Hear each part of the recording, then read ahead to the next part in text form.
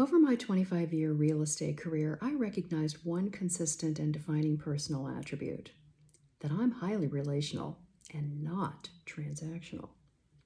Each time I represented a client was an extension of who I am as a person and how I choose to show up in the world. It can be no other way for me. I had the great good fortune to have every transaction arise from previous client referrals, clients using me 3 to 7 times, and referring multi-generationally. That relationality extends into my current life as a pastry chef and founder of a confection company. Previous clients residing all over the country are now friends and customers willing to support the new business. Though I no longer serve their financial interests, our relationship remains. I also discovered long ago that I am interested in everything.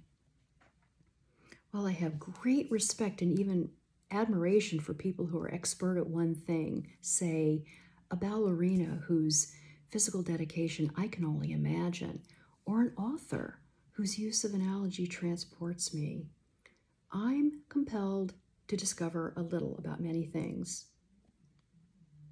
What must the minds of people who discover cures for disease be like?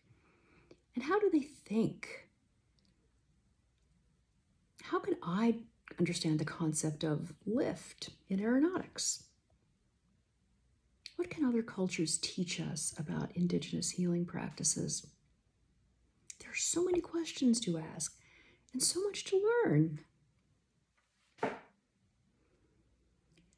6 years ago, in my early 60s, I took courage in hand. I turned my Cincinnati real estate business over to 3 other agents, moved to Portland alone, and attended culinary school. 2 years later, I had a baking and pastry management degree from the Oregon Culinary Institute and a completely new perspective on professional cooking. I was hired as a pastry chef at an Italian trattoria in Lake Oswego,